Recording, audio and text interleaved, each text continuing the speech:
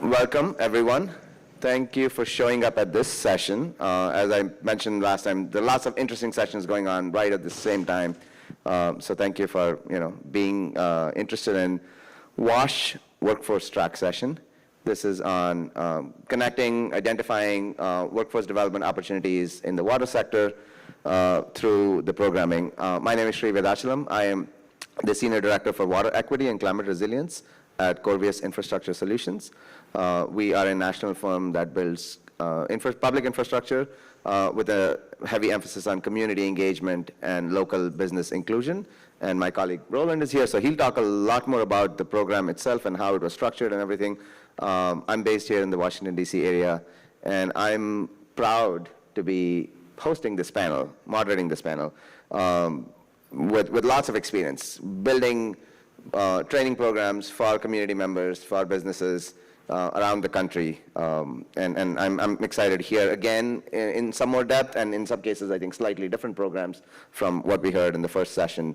So I'm going to introduce our speakers for this session. We have Dr. Jeremy Hoffman, who is the Director for Climate Justice and Impact at Groundwork USA, and affiliate faculty at Virginia Commonwealth University and the University of Richmond. And he is the lead author for the Southeast chapter of the 5th National Climate Assessment, and also nationally recognized for his environmental education and climate science communication. Robyn Fisher, next up, is the Senior Director for International Water Sanitation and Hygiene Foundation, also known as IWSH, and she oversees programs in North America on clean drinking water, safe sanitation, and new career pathways for underserved, low-income, and indigenous communities. And prior to this role, she was the Director for Policy and Advocacy at WaterAid America, where she worked with the federal government in improving international WSH programs. And our last panelist is my colleague, Roland Jones, who is the Market Director for the Mid-Atlantic region at Corvius Infrastructure Solutions. And he is a seasoned procurement professional who's worked in several different positions.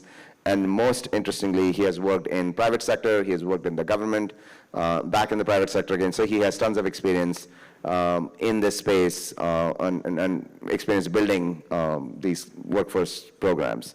So I'm going to start with a very simple question, and we'll start with Roland this time.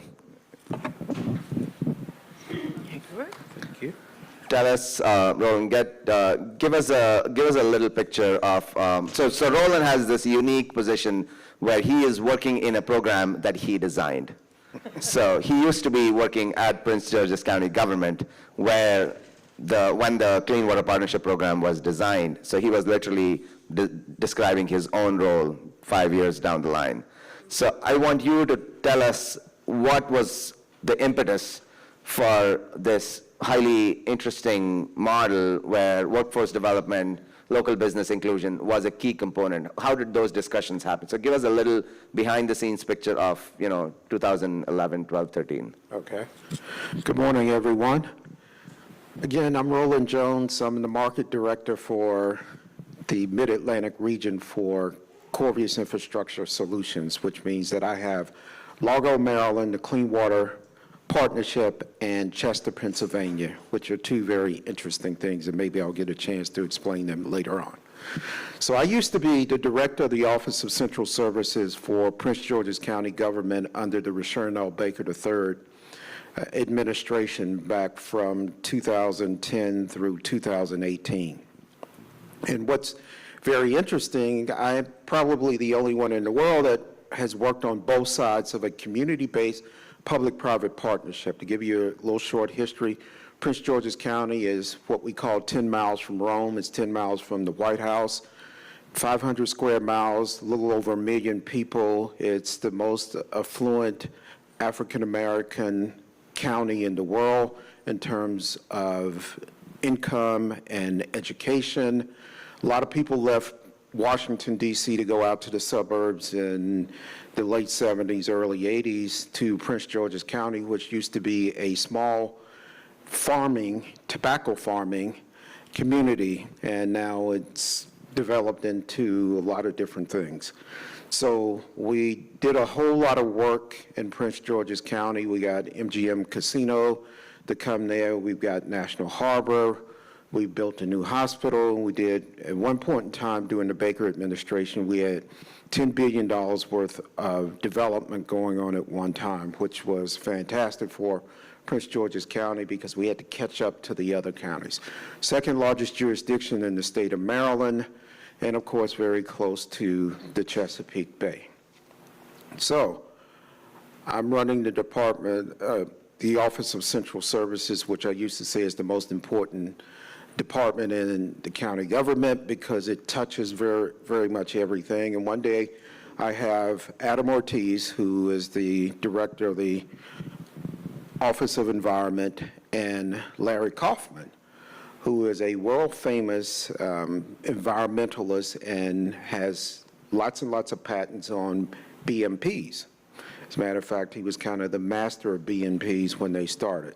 They come to my office one day and they start talking to me about consent decrees and the EPA and the Maryland Department of Environment, and Prince George's County is in a world of trouble because we had not been paying attention to stormwater management and all the requirements that go along with that. And the Department of Justice was very serious about it now, that the two previous county executives, Jack Johnson and Wayne Carey, had spent money on other things in Prince George's County, but stormwater management was not one of them. So we had an urgent problem. And I listened to them, and Adam is famous for the city of Edmonston and doing green environmental things in the city of Edmonston, being a leader in that. I was like, that's nice, fellas, but I have a real full-time job, and how can I help you? I'm not an environmentalist, I'm not a scientist, and what can I do to help you? So we started back in 2011, and I used to make the joke that some days we were the three wise men, and some days we were the three students, because we didn't have a clue as to what we were doing.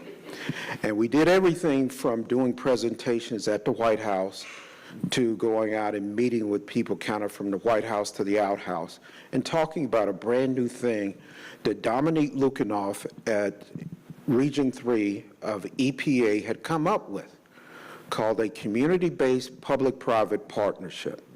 So I'm basically a corporate guy. Grew up in corporate America doing procurement and supplier diversity and a lot of program management and other things. So I knew about public-private partnerships. Didn't know anything about the community-based public-private partnerships because generally public-private partnerships are done for infrastructure to do it quickly because government can make laws, rules, regulations, and policies and force people to do things that they otherwise wouldn't do. Corporate America can do it much faster.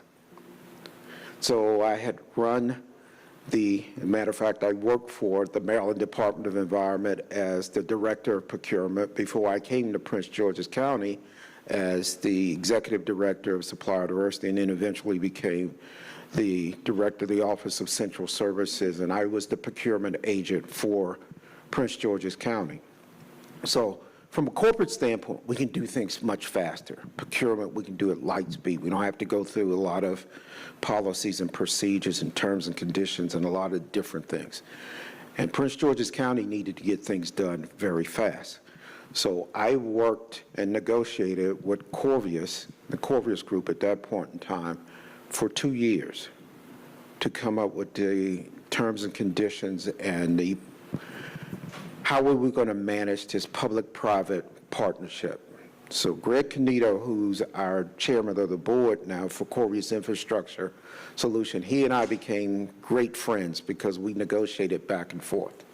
It's also funny because my boss at that time was the CFO for the county, and he and Greg didn't get along, so some days it was quite entertaining to watch them go back and forth. But we started something that was brand new. We were the world's first public-private, community-based public-private partnership in stormwater and green infrastructure in general. And it created a lot of different things. So my responsibility was what they considered the soft stuff. Wasn't how you solve the problems from an environmental standpoint, and B&Ps and stream restoration, pond restoration. I really didn't care about that. But my thing was that I'm in the government. I have to maximize every dollar that we spend. It has to be spent as many ways as possible. Yes, let's solve the problem. In doing that, let's solve the problem in a number of different ways. Social economic development is what I was concerned about. Who's going to do the work? How much money is it going to cost? Where is that money going to go? Is it going to stay in the county? Is it going to solve some of our other problems in terms of providing opportunities for small and diverse firms, providing opportunities for residents that live in Prince George's County and are contributing to the tax base to pay for this? And oh, by the way, there was one other thing that was thrown at me that was like a knuckleball too. This little thing called the stormwater management fee that later turned into the rain tax because our governor at that point in time, Mr. Larry Hogan, decided that he didn't want to do a stormwater fee. So he villainized Mr. Baker and said that we were creating a rain tax.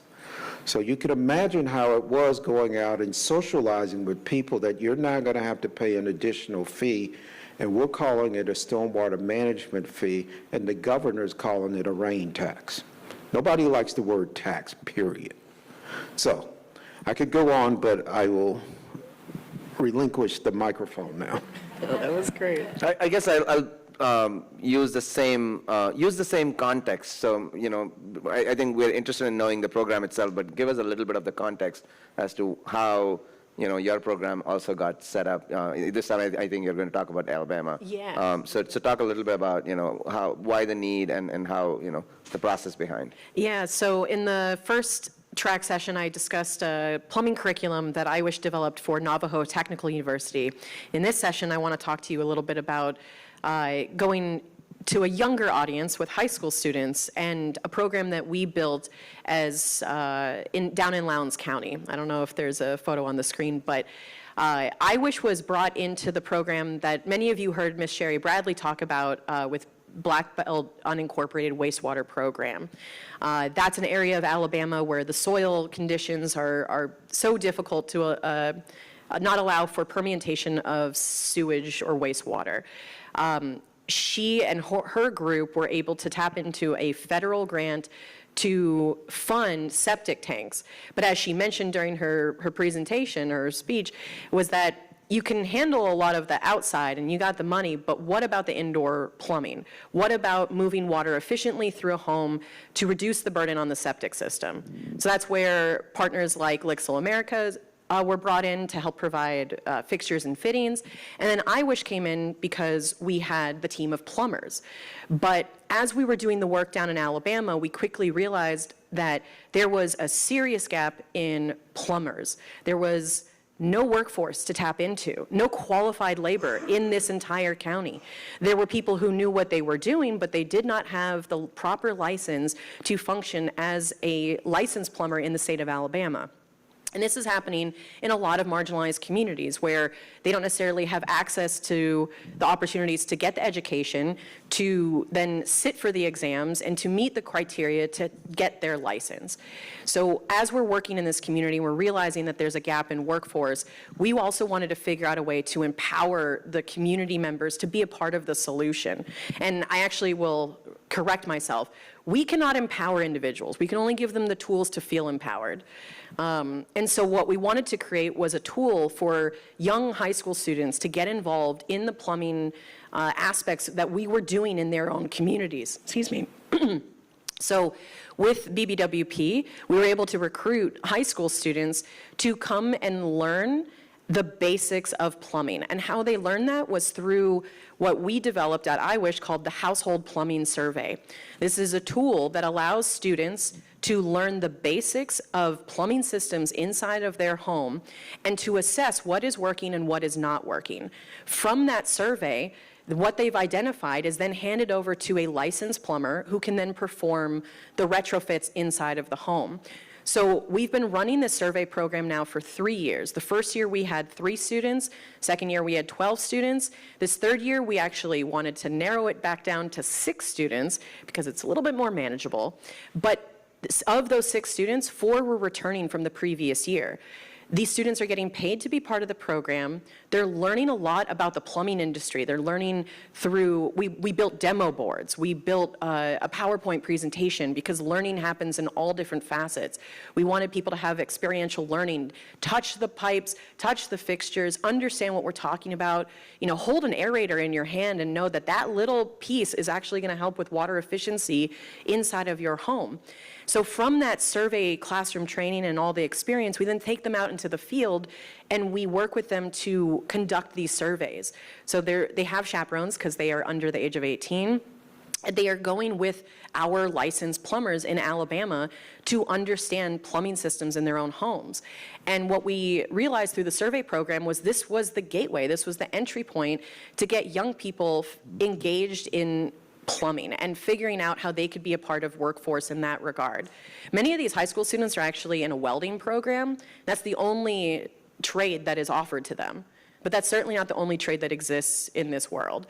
And so to present opportunities and give them a different pathway forward was really at the crux of what we were doing. And now in our third year, we've got students who are graduating high school and asking, well, what can I do now? So we're trying to give them opportunities to either enroll in apprenticeship programs and become union or non-union plumbers, or if they really want to start their own companies, working with them to figure out how to establish an LLC, how to really build their own brand and provide that service within their own community. So the context was, there are no plumbers, but they don't even understand that they can become plumbers. So we stepped in and we provided a entry-level pathway to get young people engaged in the trade.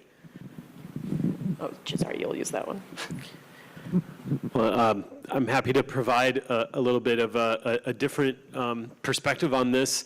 My name is Jeremy Hoffman. I work for Groundwork USA, and to really get to the workforce program part of what we do, I wanted to give you a little bit of background on what Groundwork USA does and is. We are the national organization that supports a affiliated network of 20 place-based, people-centered environmental justice nonprofits in cities across the country. And the cities that we work in are your kind of quintessential boom and bust cycle, post-industrial legacy cities that are riddled with infrastructural issues, brownfields, extreme amounts of paved surfaces.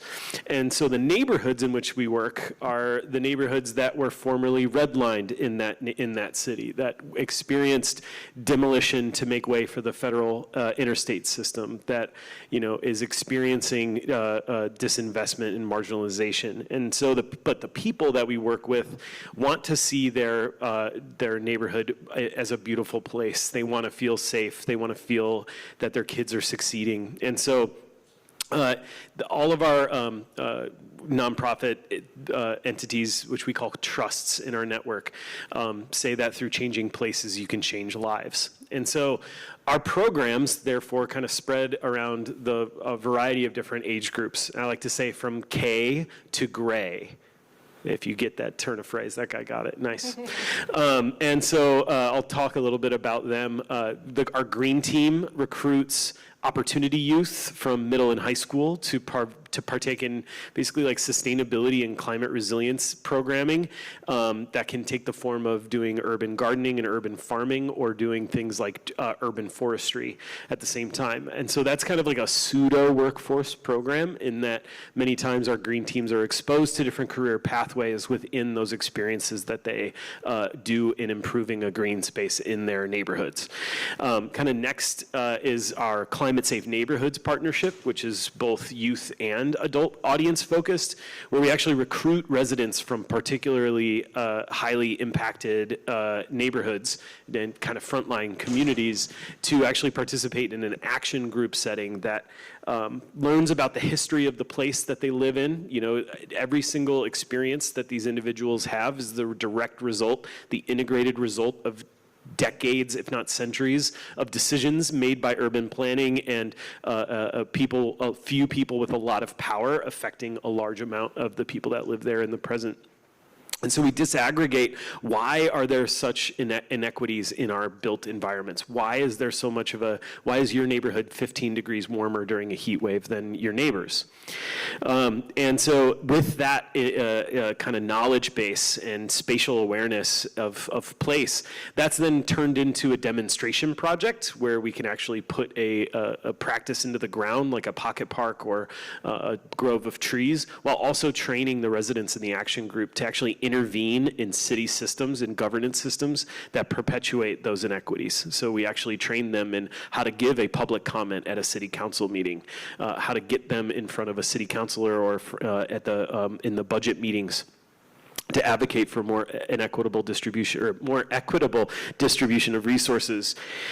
And that really leads to the kind of point of a Groundwork Trust, is that it's not a one and done kind of project. These are meaningful investments in not only resources, financial and otherwise, but time. Because it takes a lot of time to repair the harms of the past in the present. So that informs the design of our workforce programs. So our ground core programs are made up of recruiting from opportunity youth. We're really focused on like 16 to 30-year age group from these neighborhoods where we're trying to create a nest model. Basically, it's not for 12 weeks you're learning about this program and then you're emerging with a credential. This is, let's develop as a whole person to arrive into the workforce as a highly employable individual. And I'll say that one of the key examples that I shared in the last session was the implementation of the HCS Vision to Reality Stormwater Park in New Orleans. And if you know anything about New Orleans, one of the most water-challenged places in the country, also with that history of inequity perpetuated by systems of, for example, racist urban housing policies like redlining. But the HCS Stormwater Park is actually reclamation of urban land that sits under the I-10 freeway. Now, that particular area of the I-10 was routed through what at the time was a very famous historic black neighborhood called the Treem neighborhood. And it was basically the promenade of this famous neighborhood that was completely demolished. The people were displaced to make way for the interstate system. So the ground crew at Groundwork New Orleans has reclaimed that space in collaboration with the DOT and a variety of local organizations to actually transform a portion of the under area to be a stormwater asset as well as a community green space. Now, this is kind of highlights the triple bottom line impact of Groundwork projects. We have the environmental improvement, of course, but there's also the social and the economic impact of that kind of a project. There's the economic impact of employing local individuals from that neighborhood to transform a place. The social impact of neighbors saying that this improvement makes us believe that the system can work for us is such a huge step forward for a community that has suffered such unimaginable uninvestment and disinvestment and targeted marginalization. So where I think Groundwork USA, is innovating is through trying to take these best practices from these really successful programs within our network and bring them together around federal opportunities for workforce development programs, where we're actually pitching, in our federal budgets, things like sustained wraparound services, training for creating LLCs, and trying some really innovative ways to work with employers to build that sustainable bridge that moves from just producing credentialed individuals to producing highly employable individuals. So I'm happy to be here and happy to answer questions about what Groundwork USA does and to entertain more questions with my panelists. You are always stealing my questions. I was just about to ask you something. We're on the same team, remember? So I want to start with Roland. We got a little bit of the background. People here obviously missed the first session, so we might have to repeat some of the highlights. So I want you to, talk about the impacts of the program, the results, how the businesses have been engaged? What has been the outcome in the community, changes that you see, both in terms of numbers, but also, a sense of, how things are looking, what perception changes have happened in the county and elsewhere? So the program has been officially in place for the last 9 years, and we've spent over $300 million providing solutions to Prince George's County. But more importantly on this topic matter, we have had a mentor-protege / contractor development program that Michael Burke, who was here earlier, talked about. We're on our 7th cohort now. Close to 70 companies have participated in this mentor-protege program. They have earned over $40 million in a 9-year span with this program. The other aspect that I wrote into the requirements was a community benefits agreement, which basically says that whoever our private partner was going to be had to meet certain criteria. And one of those criteria were that 50%, actually 51% of the man hours performed on this program had to be performed by Prince George's County residents. That's something that was totally innovative, and of course everybody told me I was crazy, that was never going to happen. Because one of the things that you run into with supplier diversity and having diversity in your procurement force and in your workforce is that, number one, you always hear, we can't find them. Number two, they don't have enough experience. Number three, capital. Capital. They don't have the capacity, a whole gambit of excuses that you hear repeatedly. So I was like, we're going to spend a whole lot of money on solving a problem that we have to. It's not optional. Department of Justice was not playing. We have to solve this problem. How do we go about spending taxpayers' dollars in the most efficient way possible? We have to pay for someone to come in here and do this. So why can't it be the individuals who have been disenfranchised the most? So we came up with solutions working with Corvius as to how we could go about doing this.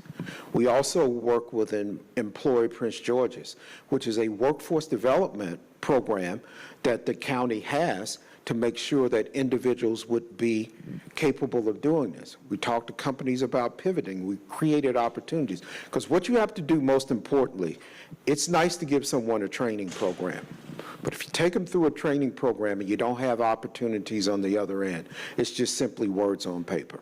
You've now given them the capabilities to perform something that they will never have the opportunity to, because there's no real life opportunities out there.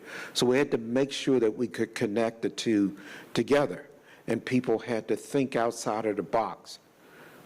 We incentivized people because we told them, we have 2 contracts. We have an MPA contract, which is renewed every 3 years, a 3-year contract.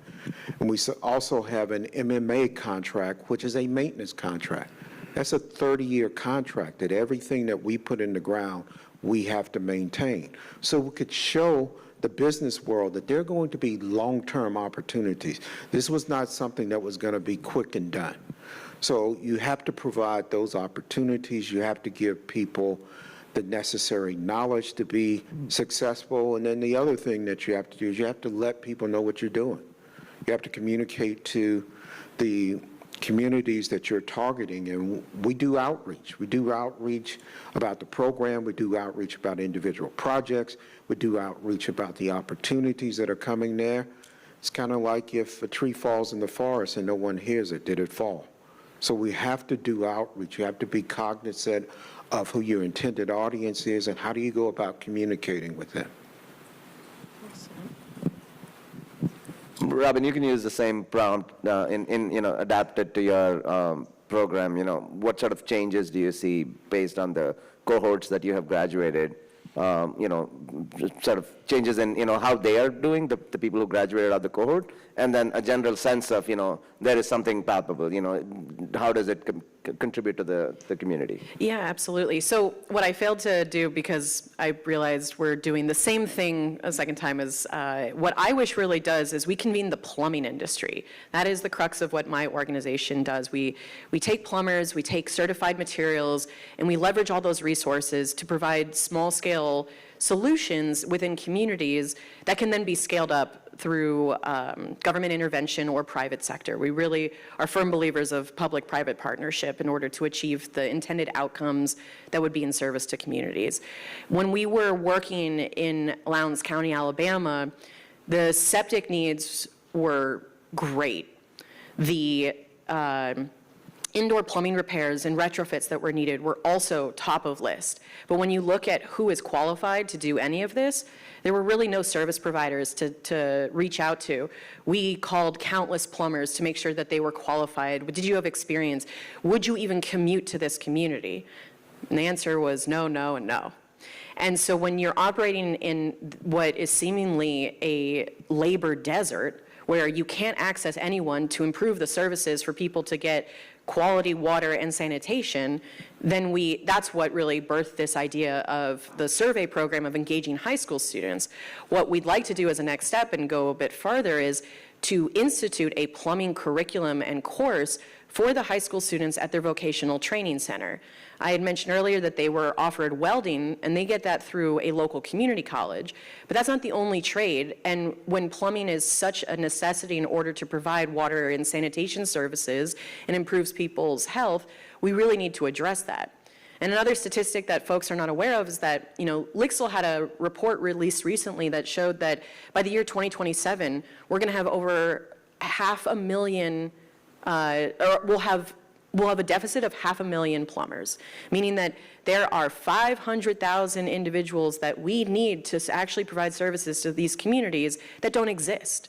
So when you're faced with such a stark number, how do you really start to get folks engaged? And what we've seen in other opportunities in Navajo Nation is that you have to bring the curriculum to them. You also have to make the curriculum available in a way that they can understand, they can do hands-on learning, and then they can take that into the future. What we are working with high school students on is really figuring out how they can pique their interests, get exposure to the plumbing industry, learn a great deal more about it, and if they want to continue presenting those opportunities, like we were talking about, you can train folks, but if you don't have a career pathway forward for them that they can really latch onto, then we're not really doing the full part of our job as providers. And so what we're doing in Lowndes County is really bringing plumbers to the students to educate them, but also to recognize that they could enter apprenticeship programs. They could start their own business. And a lot of the challenges that exist is also on the policy side. So bringing decision makers to the table and letting them see firsthand not only what the problems are in the communities, but being part of the solution to dedicate programs and funding in these areas that have gone overlooked for too long. And so, it's a slow process. You have to establish trust. You have to work with the community. I think the high school students who have been working with us for the past few years, they have started to trust us more. But I'll be honest, one of the high schools, when I would talk with them, the first question they have for me is, "Are you a cop?" I was like, "No, I'm here talking to you about plumbing. Do you really think I'm a police officer?" They're like, "Well, you have to tell me if you are one, right?" I was like, "You're right, that's true, and I am not a police officer. Let's talk about plumbing now." But that is an example of just like the fact that you show up and trust is not immediate.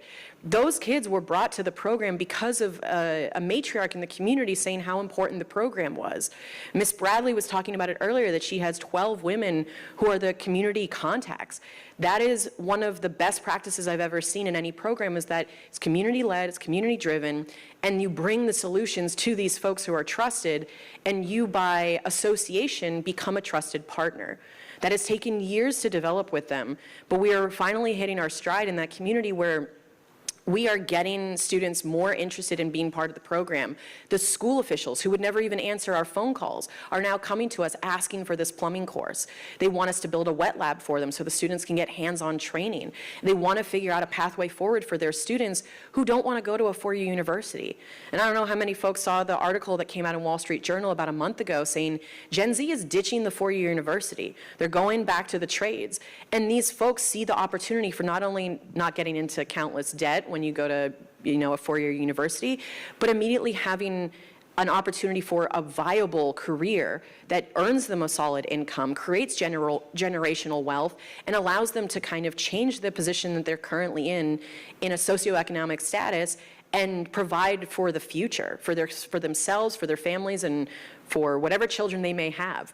But that's, we're identifying a lot of challenges really around trust, around the fact that these communities have been burned too many times, but also recognizing that in order to provide the services they need, you really need to start at the most foundational level, and that's providing educational opportunities. I think an interesting way to think about, from the Groundwork USA perspective, about success and how things have changed because of our workforce programs is really looking at the individuals that go through the training process, as well as the individual nonprofit, the trust, as we call them, in the network. How is the workforce programming evolving and helping to shape the local workforce need and demand and meet that demand? And so some of the successes, I could tell you the number of people who have graduated or something like that. But what's really great and I think unique about the Groundwork Network is that we don't tend to think about volume as being an indicator of success. The simple number of graduates is not indicative of whether or not we've succeeded in our mission. Instead, we tend to think about what does that individual that leaves our NEST program, which most of our nonprofit or trusts work in a nest kind of workforce program where people are recruited in and are allowed to have a number of up to 1, 2, 3 years of training on site through education, through professional development before then they leave and enter the workforce. It's that, some individuals that have graduated from particular programs have then gone on to start their own successful businesses that then do work with the nonprofit, with the trust in their own hometown. So there's examples of that in New Orleans, which is what I talked about earlier, as well as in Ohio River Valley or in Cincinnati, Ohio, where we have members of our programs that went from Green Team, which is the youth-focused program, into the workforce program, and then graduated out and have now begun their own successful businesses. And I think that that's really the celebrating a small volume but high impact success is one thing about our workforce program that then kind of comes back on the individual trust, because if they are producing high performing, highly employable individuals, the employers take notice. And so that creates a sustainable pipeline, a sustainable bridge between the individuals that are coming out of our programming and into the jobs that are at these local employers. And I'll say, for a prime example, I live in Richmond, Virginia, just a short drive down 95. I took the train, nice, beautiful workplace train between here and Richmond, Virginia. And our local Groundwork Trust, which is how I got involved in the network originally, Groundwork RVA, has now been integrated into Parks and Recreation, as well as Planning, Development, Review, and the Department of Public Works contracts because of the employability of the individuals that come out of their workforce program. They've been trusted with basically building all of the pervious pathways in new urban gardens in the city of Richmond. So that is a very sustainable, trust-built kind of relationship between a city government and one of our local trusts. So that's just one place-based example, but across all of our workforce programs, we tend to see that the individuals that do end up graduating are attract a lot of attention and then advance very quickly through their jobs if they don't actually start their own little practice. So that's just for example, like, you know, from a small nonprofit network like ours, success looks very different from traditional large-scale workforce programs, and that's okay, because that investing in the whole person is part of the reason why we, you know, change places and change lives. So. Thank you. I'm going to open it out to the audience. We have a few minutes, so we can go through a couple round of questions. Yes, sir. Hi, my name is Tristan Bounds. I'm an engineer and implementer in distributed and decentralized infrastructure. And at the moment, there's a shortcoming, I think, with regards to the requirements for certifications. You know, most operators, for example, can go out and get a certification over a weekend, which is most of the time very lacking. And I'm curious what your thoughts are with regards to the role that regulation can play, with regards to the opportunities in developing more workforce, with regards to certification processes for very highly technical processes like wastewater treatment or stormwater treatment processes that really operators and installers can't get over a weekend's course. And specifically, how do regulations possibly push or promote that workforce? It's a great question, and because I come from the world of policy, I'm really excited to have that question be asked, because I think there is a role for regulations to incentivize quality training, education, and certification requirements. The biggest pushback you get is from those who are already doing that kind of work. Why do I need this certification if I've been doing this already? Am I going to get grandfathered in? Am I going to get penalized with having to pay?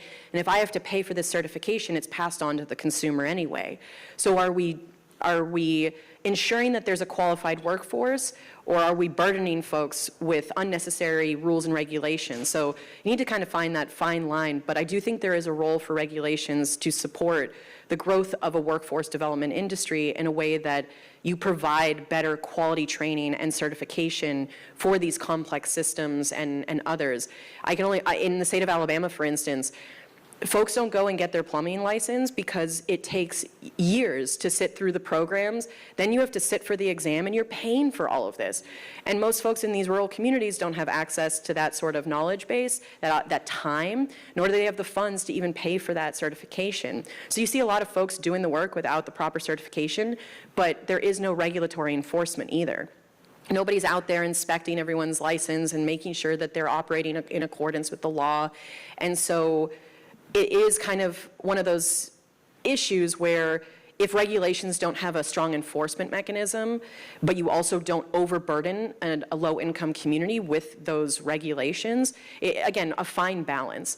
And so I do think that, you know, in the case of Alabama, what I would like to see is some sort of policy or legislative solution that allows waivers to be put in place for low-income areas to reduce the barriers of access to get their license and qualifications, to then turn around and say, hey, I now hold my license as a journeyman or a master plumber in the state of Alabama. I can do all these jobs, and I'm qualified, and I'm showing you my qualifications. But those sorts of incentive programs, they don't currently exist, and it is a really challenging landscape. But I do think there is a role for regulation in this space. Does that come with a twist, Robyn? If you're working in low-income neighborhoods, low certification or lower. You don't want to diminish the quality. It's more so that I'm not reducing the requirements for them to get their license, but rather you're reducing the burden of cost. You're reducing the burden of having to show up in person and take an exam. Maybe meet them with an online platform and a timed test. There are other avenues to certify an individual that doesn't put more burden on someone that already has a time and cost burden in their lives. So yeah, excellent question. So that's why public-private partnerships are so important, and that's how you can solve the problem, because the government can put regulatory policies, procedures, things of that nature. They can put those in place and say, you can't go forward unless you meet these criteria. You can go and incentivize the private sector by saying that this is a program that's going to last forever, or it's going to last for a very long time. The Purple Line, for instance. I don't know if many of you know about the Purple Line, but it's a light rail system. It's 16 miles from New Carrollton, Maryland to Bethesda, Maryland, that will have a number of different stops along the way. It's a great concept, $5 billion program. Turned into an absolute nightmare because the regulatory agencies weren't keeping things in place. They weren't doing the compliance they were supposed to. But if that program had worked properly, what you would have said to any of the big boys, the Turners, the Clarks, the Whiting and Turners, the Hensel Phelps, the major GCs out there, is that we're going to have this program that's going to be $5 billion, and it's going to last for a number of years, not to mention the maintenance part of it. But these are the requirements that we're going to put in place.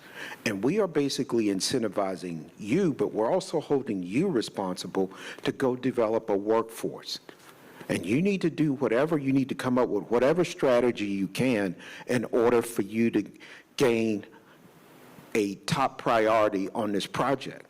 Because out of that $5 billion, we're going to pay, the government's going to pay to develop a workforce because it's ultimately in the best interest of the jurisdiction. We need to, we want taxpayers. And we want, the only way you're going to get taxpayers is if people have skill sets that are long-lasting, that are going to be putting it back into the community. And it's great to have individuals that are from that particular jurisdiction to have those skill sets that are going to be long-lasting, that they can pass on to the next generation also. So we as the government are going to incentivize private industry to get these individuals trained. But we're going to make the determinations as to what level of training is going to be necessary. Because we can't have an infrastructure program that's not adequately and properly done. In order to do that, we have to have the skill set that's necessary. So government has to put the policies and procedures in place. When I was in government, that's what we did. We said, we're going to go outside the bounds of what's been done in the past. We're not going to have the definition of insanity where we keep doing what we've been doing and expecting a different result. We're going to play hardcore, and we're going to put the rules and regulations in place.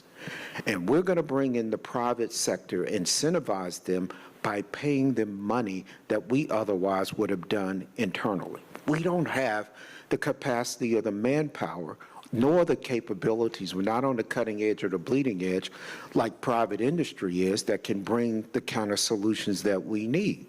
But we're going to put requirements on private industry that they may not have done before.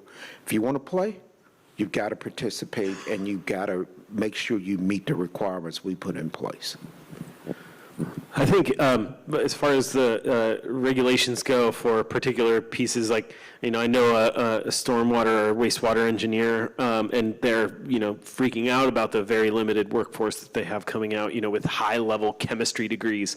And, I think about some of the most innovative approaches to kind of solving the workforce issue, especially from workforce development programs like ours, is that we are a direct link to communities that need that kind of investment the most first, and as a almost reparative practice.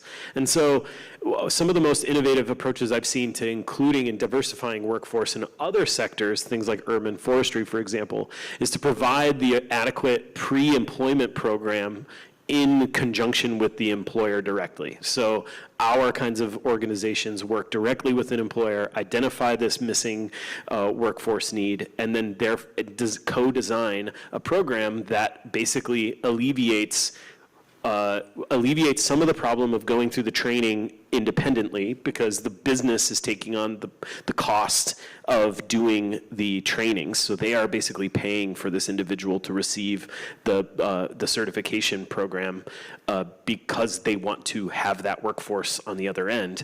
And the individual is benefiting directly through getting compensation through the work that they're performing to get that employment certification. So I don't know if that necessarily works when you have to be dealing with, high-level high-order physical chemistry in the sense of wastewater, but I could see how a tiered, scaffolded kind of pre-employment program, while it doesn't create, it doesn't level the playing field necessarily, because I think degree requirements are a lot of the times untenable obstacles for equitable distribution of workforce.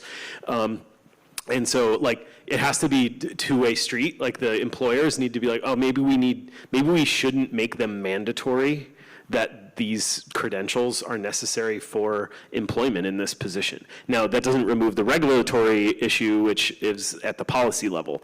But if we really want to be focused on, you know, on workplace and environmental justice particularly, that has to be a goal, is like the provider for recruitment works with the employer to understand what needs to be done from both ends to produce an employable individual. The employer takes on some of the responsibility through removing obstacles to employment or providing that scaffolded step system that you know, would allow an individual to slowly increase their skills over time as an active employee or a shared employee. And the regulatory system needs to take a deep look on like what is absolutely necessary as far as this, you know, because what Roland mentioned is like, we don't want that to go away. Like, I don't want all of a sudden us to remove the physical chemistry need for wastewater management, but like, can we still get the workforce to get into those positions and learn about that through time, all at the same, kind of collaboratively. I've seen that work in urban forestry, where it's been, you know, we need tree climbers and people that you can hire in a beginning position as a tree trimmer or pruner don't necessarily know how to do the climbing. I want that person to learn how to climb the tree before they would get that position, right? So it's kind of like that, but on like a higher order chemistry level for stormwater and wastewater. But I'm very simplistically thinking about it, but that would be the kind of tactic that I would want to, and we've seen be successful in the past. We could have one longer, deeper question or two sort of quick question directed to one person. Yes, ma'am.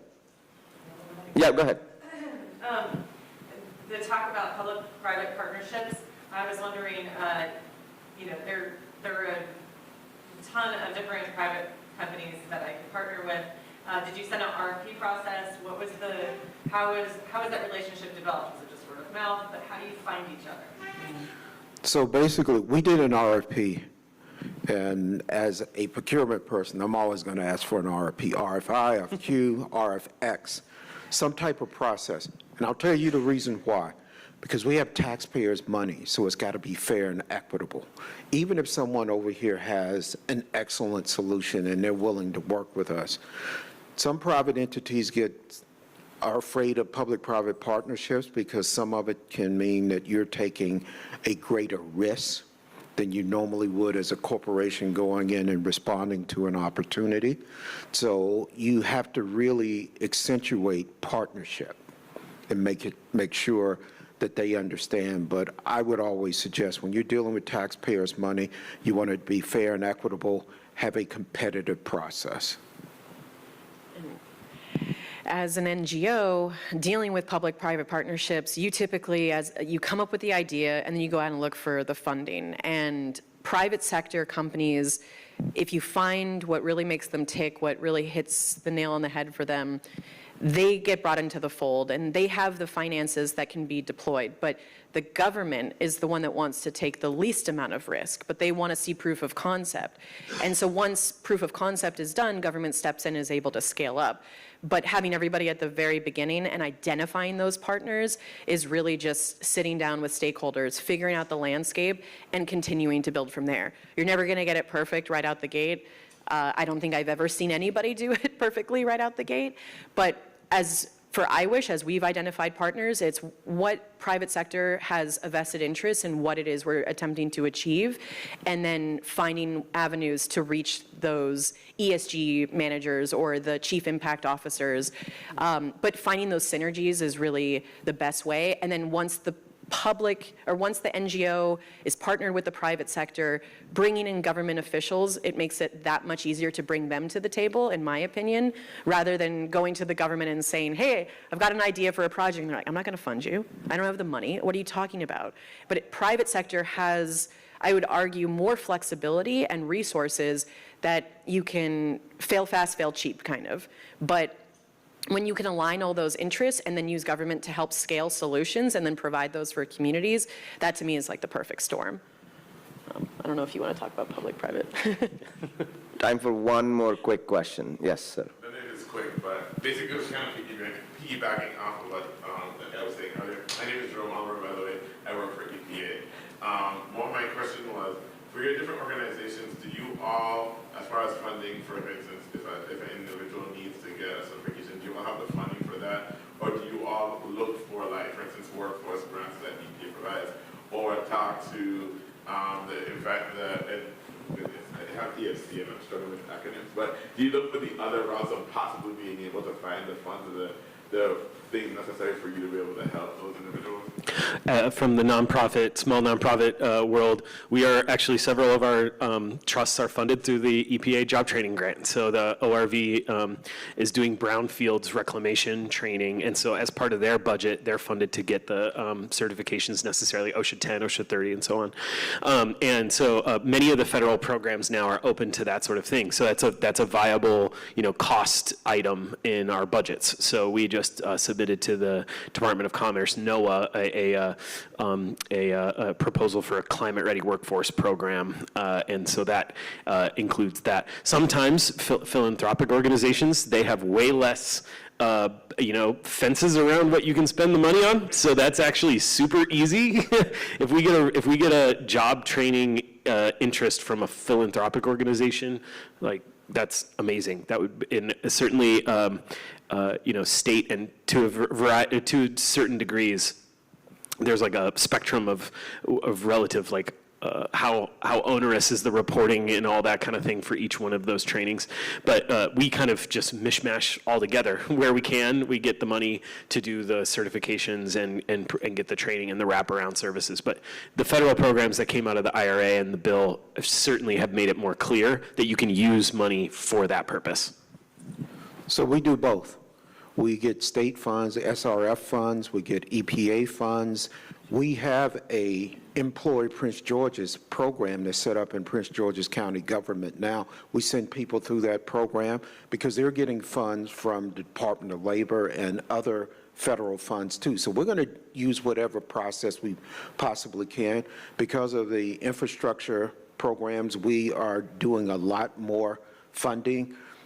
For the first 8 years of this program, we got our own money from Prince George's County government. And sometimes they went to other places to get funding.